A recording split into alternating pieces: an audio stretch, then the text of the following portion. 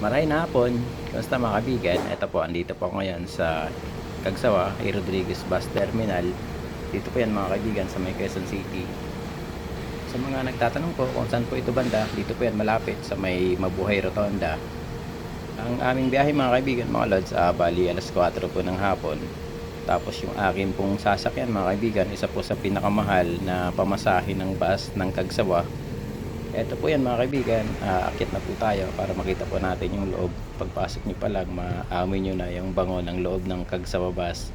Tapos eto po yung inyong bubungad na napakagandang mga upuan. Bali eto mga kaibigan, 2x1, napakalinis po talaga nitong Cagsawa bus. Eto mga lods, yung leather na upuan. Tapos eto naman po yung CR, titingnan po natin kung gaano po kalinis yung kanilang CR.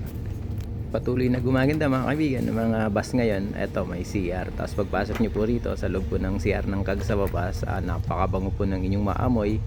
Tapos meron po sila rito ng tissue. Eto mga kaibigan, tapos meron po sila rito na sabon, tapos may tubig. Ang wala po ako nakita rito, alcohol, mukhang nakalimutan nila lagyan o kaya baka din nila po nilagyan. Tapos eto mga kaibigan, yung bowl ng CR, ayan, malinis po yan sa ngayon kasi wala pa pong mga gumagamit. Talagang malinis po talaga itong loob po ng CR po ng Cagsawa at mabango. Kaya ito mga kaibigan, ang Cagsawa talaga ang isa sa pinaka prepare ko na sakyan, pinaka gusto kong masakyan. Yan mga lods, malinis, mabango at maganda po yung kanilang CR po rito, onboard CR ng Cagsawa bus. Dito naman po mga kaibigan, sa loob po ng Cagsawa bus, ayan, may kanya-kanya po kayong monitor, tapos may kanya-kanya po yung aircon na sigurado mamaya giginawin tayo nito sobra. Tapos may ilaw din po yan, tapos yung interior at yung overhead compartment, ayan, kasyang-kasya po yung inyong mga gamit na mga backpack at iba pa po mga gamit na kasya po dyan. Pero yung malalaki doon na po sa estribo. Ang kagandahan po rito, ayan, malawak po talaga yung kanyang legroom, tapos ito po yung inyong dadaanan na parang kahoy. Pero baka binil po yan, hindi po ako sigurado.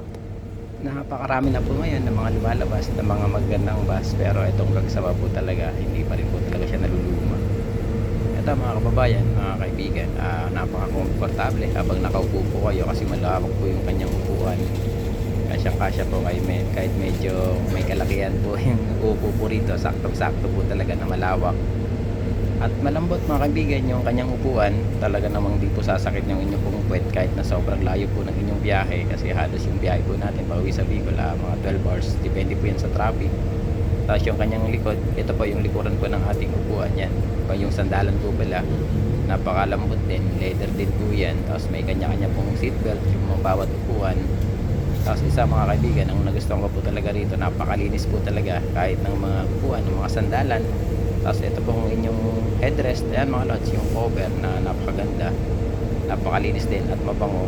Tapos ayan mga lods, mga kaibigan, yung interior at gilid po ng sa may aircon na napakalupit, na napakaganda po talaga, sobrang linis mga kaibigan. Tapos mayroon pa siyang cup holder para kung sakali man na nagkakape kayo kaya may tubig, yan po yun yung lalagyan, hindi po siya matatapon kasi meron pong holder. Tapos eto, ang pinaka the best, may charging port. Tapos dito nyo ilalagay yung inyong mga cellphone para hindi po malaglag o kaya maupuan nyo habang nasa biyahe. Eto mga kaibigan, halos parang nasa eroplano na po kayo. Eto mga kaibigan, yung aking bag nilagay ko po dyan sa overhead compartment. Tapos eto yung aking upuan. Eto mga kaibigan, mga lods, yung adjacent ng ating leg rest. Eto sa gilid, para po hindi po kayo mangawit habang nasa biyahe. Pwede nyo pong iunat yan o kaya ibaba, depende po yan sa gusto po ninyo. Tapos habang nakaunat po yung inyong paa, eto, ibaba nyo naman po yan yung apakan ng ating sapatos. Di ko po alam tawag dyan, nakalimutan ko. Kaya talagang sa tingin ko mga kaibigan, masarap yung aking tulog po rito. Grabe, napakaganda po talaga nitong interior po talaga nitong Cagsawa bus, Higer bus ng Cagsawa. Pero syempre sa ganitong bus, medyo mahal po talaga yung aking pumasahe. Ang malimit ko kasi sakyan mga kaibigan na Cagsawa ay yung Scania, yung medyo mura po nila. Medyo mura. Ito mga lads, habang naka-charge, tapos dyan ilalagay nga po natin yung ating mga cellphone para hindi po maipit o inyo pong maupuan habang nasa biyahe. Syempre kapag natutulog na po tayo, di natin napapansin na nasa upuan, nauupuan na po pala natin, baka masira. Kaya eto, nilagyan, meron po sila ritong lagayan para po sa ating mga cellphone charger habang naka-charge yung ating mga cellphone. Tapos napakaluwag ng kanilang legroom po talaga. Ito mga kaibigan, mga lods, yung aking ticket pauwi ng Albay sa Pulangi mula po rito sa P. Rodriguez bus terminal po nila. Ito yung aking pamasahe. 1,700 po yung pamasahe po rito. Ito po yung pinakamahal na bus ng Kagsawa na inyo pong masasakyan pauwi. Kasi yung sa Scania bus tapos yung sa Navigator bali 1,200 kung di po ako nagkakamali. Yun po yung pamasahe ko dati. Eto na mga kaibigan, pabiyahin na po kami, papunta na po kaming PITX kasi magpipika pa po ron. Konti lang po kaming pasahero na mula po rito sa E. Rodriguez. Andun po kasi mga kaibigan sa PITX yung karamihan sa mga pasahero na mga pauwi na aming dadaanan nitong Higer bus ng Kagsawa. Ito mga kaibigan, yung sinasabi ko po na welcome Rotonda, mabuhay Rotonda. Ayan mga lods, yung sa kaliwa po natin, yan po yung papuntang Espanya. Tapos ito yung kanto po ng bali papuntang Mayon, yan po yung SMDC. Tapos ito sa papasok po natin pagkanan po namin, ito yung papuntang Quezon Avenue, papunta po yan ng Araneta Avenue, doon po yung kakanan itong bus kasi nga po akyat po yan ng Skyway. Napaka-komportable po talaga. Napakasarap bumiyahe dito sa Kagsawa bus. Kahit na medyo kamahal, napaka-komportable at napakasulit naman po yung inyong pamasahe dito. Pero mga kaibigan, kung tutuusin, pwede na yun sa pamasahe sa eroplano. Kasi yung mga ganung pamasahe na 1,700, makakakuha po kayo na ng pamasahe sa eroplano. Pero kasi sa amin, malayo kasi yung airport na nasa Daraga International Airport. Tapos yung amin sa Pulangi, medyo may kalayuan, mahigit pa po yun, mga 40 to 15 kilometers pa po yata kung di ako nagkakamali. Kaya sobrang hassle din, tapos wala rin pong masakyan doon. Wala namang susundo sa akin, kaya eto mas okay na rin po yung magbus para pagbaba namin ng bayan ng Pulangi. Ayun, may susunduin na po ng kapatid ko. Eto mga kaibigan, yung Santo Domingo Church, dito na po yan, malapit sa may Araneta Avenue. Eto na mga kaibigan, mga lods, paakyat na po kami ng Skyway para mas mabilis po yung aming biyahe. Ito po yung dinadaanan po talaga nila papunta roon sa may PITX kasi mas mabilis kaysa po kung magkakiyapo pa po kami tapos dadaan pa halimbawa ng isa pa kasing alternatibong daan mga kaibigan, mga lodge, yung sa may Cross Boulevard o kaya nasa Top Avenue. Kasi kung magagaling kami ng P. Rodriguez pwedeng mag-EDSA din, pero syempre ito mas pinili po nila yung mas mabilis na biyahe. Dito po yan mga kaibigan sa Skyway, mas komportable nga naman po rito, mas mabilis, tapos iwas traffic na rin po talaga. At mga kaibigan, maluwag po ngayon yung Skyway. Napaganda ngayon bumiyahe kasi kahit na ito Skyway, napakatindi rin po ng traffic po rito minsan. At dito na po kami ngayon mga kaibigan sa PITX. Bali pipick up po sila rito ng mga pasahero. Marami pa po yung mga bakante kasi ngayon dito sa Kagsawa itong mga upuan, pero sigurado dito punong-puno yan kasi ngayon nakita ko yung nila na marami mga nakalista, kaya punong-puno yan. Kasi nga po nung pagkuha ko ng ticket, nasa pang 11 na ako na upuan, buti na lang may bakante. Kasi nung kumuha ako, halos December 1 nung kumuha ako, tas yung aking biyahe ngayon December 19, kaya kumbaga layo pa ng pagitan, pero punong-puno po talaga palagi itong Kagsawa. Kasi talaga isa po ito sa pinakamagandang bus na bumiyahe po sa pauwi sa Bicol at papalik ng Maynila. Ito na mga kaibigan, nasa biyahe na po kami, pauwi na po ng Bicol. Nandito pa rin po kami sa may Skyway.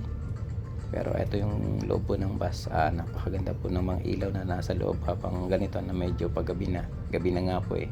Kasi umalis kami ng PITX 6 past, parang mga 6:10, ganun mga umalis kami rin. Tapos ito may kanya-kanya pong monitor.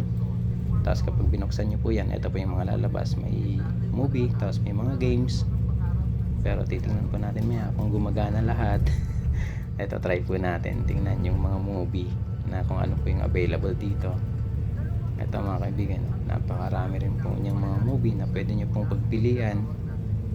Ayan mga lods, mamimili po kayo dyan kung ano po yung gusto na movie.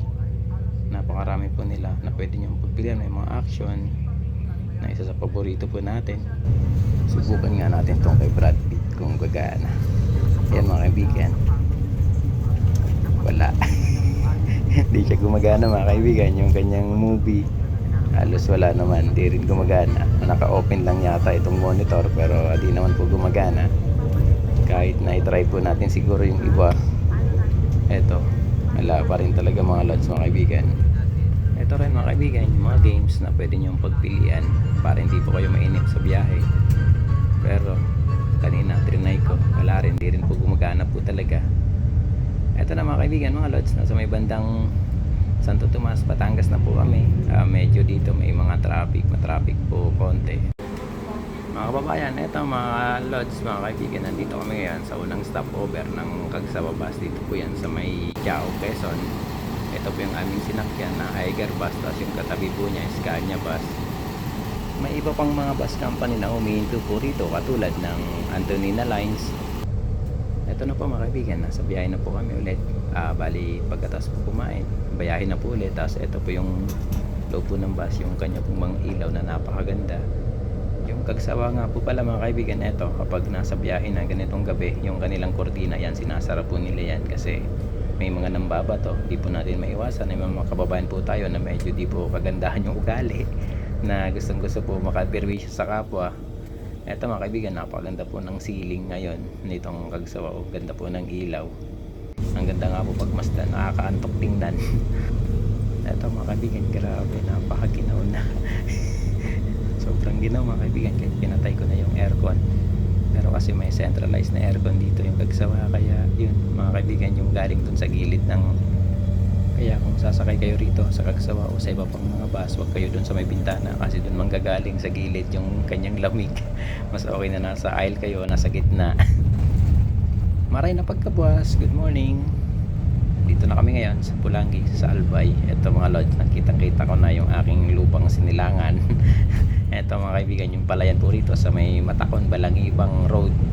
Hanggang dun po yan sa amin sa Pulangi. Yan mga kaibigan, mga lodge, napaka-komportable po ng aming biyahe dito sa Cagsawa. Nasa halagang 1,700, napakasulit po ng inyo pong biyahe. Napakaganda po ng upuan. Maganda po yung loob po ng bus, malinis. Tapos maganda po yung CR. Kaya sulit na sulit po yung inyong pamasahe. Napakasulit at napaganda sumakay dito mga kaibigan sa Cagsawa Bus. Hindi po ako endorser, namamasahe din po ako rito, nagbabayad po ako ng pamasahe. Pero baka sa sunod, baka naman Cagsawa, kahit sa unahan nyo lang po ako paupuin para mapag video po ako ng maayos.